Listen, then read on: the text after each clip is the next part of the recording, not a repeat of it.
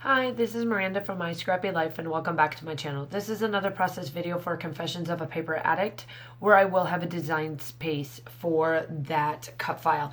And if you want to, you can pass this by at 3 minutes and 59 seconds. Now, I know that some of the ladies have asked for Cricuts that I sped up my stuff too fast on doing the PNG files. Now you can use the SVG files as long as you don't mind that you can't edit anything of them. With a PNG file, as you can tell here, I am pushing everything that is white to the gingham looking checkerboard color of that blue and white because that is what I want to cut out. When you bring an SVG file in, it is automatically done for you. You can't edit it. That's why my personal preference is I don't like using the SVG because I can't do the editing tools that I would like to in the Cricut design space. But if you're wanting to do something like I am, this would be the best way to do it, is to bring in the PNG and do what I'm doing, because I'm going to show you then in the next spot, once you see this go to the cutting machine, I'm going to bring the cutting machine back and show you how to back this cut file with a solid piece of paper. You cannot do that with an SVG. You can only do that with the PNG. So here I am, I'm bringing it in, and I do show you where to go to do the template. And you just go and you click on it and it brings up this little box. Now, I noticed in this file that there was a spot that you will see me do a slice option. There's a piece that I'm not sure if it was just missed when it was made or what, not sure. But you can see right there, I cut it out. It's just something that was on there that I noticed. I was like, I thought maybe it was just my screen, and it wasn't. So here it is. I'm taking it. I did it to a 10.5 by 10.5, and I made it kind of an oval. So now I'm coming back in, getting that same cut file, and now I am doing the other pieces. Now I'm going in and just clicking the spots that I want it to cut. The rest of it will then in turn be a black blob, which is what you're wanting as. I'm just making sure I'm clicking on the right spots. So you may see me undo a couple pieces, but that's okay because I am making sure that when I do this cut file, this piece here, that I don't have to worry about backing that whole cut file by itself. So, and then fussy cutting it out. It's just easier. I wanted it white and I wanted it colorful. So you can tell that I'm just going through the pieces, and I do the preview, and you'll see the preview as a black blob, and that's totally fine. There it is. And I'm fine with that. It's not a big deal. So I'm sending it to, so then I'm looking at it again, and then it's pretty much done. I'm thinking I'm finding all the pieces. I think I've pretty much got them. And then I roll it, and then I cut it. And it's not too hard to be able to get that cut. So then you just bring it up, you make it 10.5 by 10.5, and you send it to the machine and let the machine do the job. And that's pretty much why I use the PNG files over the SVG. It's because I can't do things like this. With an SVG, you just get it to it and you cut it. So I just wanted to give a little break in between. So here I go. Here is the layout. Now, I will tell you, in this layout, I am not overly happy with this. Again, I'm doing mixed media. I love doing mixed media. Some days I'm great at it. Other days I'm just like, what in the world did I just do? And this is one of those days of what in the world did I just do? Now, I do understand some people may like the way this looks and some people may not. It just all depends on your preference. For this particular layout, I just was like, it's not what I wanted. It didn't turn out, and I think it's because the paper that I picked for the background, which is a great paper to pick, but I should have left it this way and not softened it up.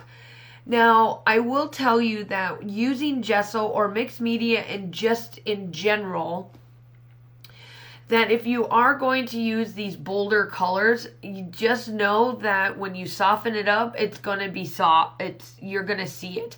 And that's why I'm a little flustered with myself, because I know better. I know not to do that. I should have left it alone and just did my mixed media underneath of it and let it soak into the paper. What I was trying to do, and you'll see me, I come in with 4 colors, and I wanted to make sure that they were very prominent, and that's the reason why I softened up the paper. However, I shouldn't have done that. I should have left it alone. I know better. I knew better that I wasn't going to like this, and I'm not going to change the layout. It's done. It's in my daughter's album, and I'm moving on. While you're seeing me diddle-daddling with this, the pictures that I am working with are of my daughter. One of the photos was in Walmart. The other photo is her in her bedroom.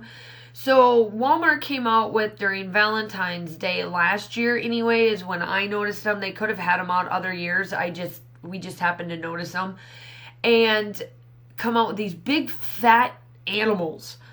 Like, one, she's riding a llama inside Walmart, so that was Walmart shenanigans we were doing. My daughter got on it and said, "Mom, look I'm riding a llama," and I about cracked up laughing. I was like, "Kaylin, you cannot do that," but I laughed so hard. And of course, I had to take a picture. And then the other one is, of course, she sees a unicorn. And guess what her Valentine's Day gift was? This goofy, big, fat unicorn piece of fabric. I mean, this thing is huge. It's monstrous. It's a stuffy, I mean, it can't even fit on her bed, because the bed that we have for her is from IKEA, and it's a bunk bed, and it's just too big to fit on there because you wouldn't be able to find her. Oh, so this thing sits down, and it's like her guard unidog, unicorn, I don't know, unidog, whatever you want to call it. And it sits down there. So here I come in with my 4 colors. So those are the photos. Now here I come in. I'm thinking, okay, this will work. I know what I'm doing. This is what I want to do. And it's, to some people this is great. To me, I'm like, this is not. But I keep going. I do keep going. I honestly keep going, and I finish it up. But I pull out, the 4 colors that I pull out is Vibes Ginny Bee Blue. I get out Vibes Hermit the Frog, Spritz Cotton Candy, and Spritz Caribbean Sunset, because these colors do match the whimsical. The whimsical collection. Because I mixed the whimsical papers with the Horizon flowers, and they work wonderful together. The color tones are perfect. And I was like, okay, this is going to work. This is going to tone down this white, and it doesn't. I mean, disclaimer, it does not. And here you can't even tell that I put on color, but you do see it in the still shots.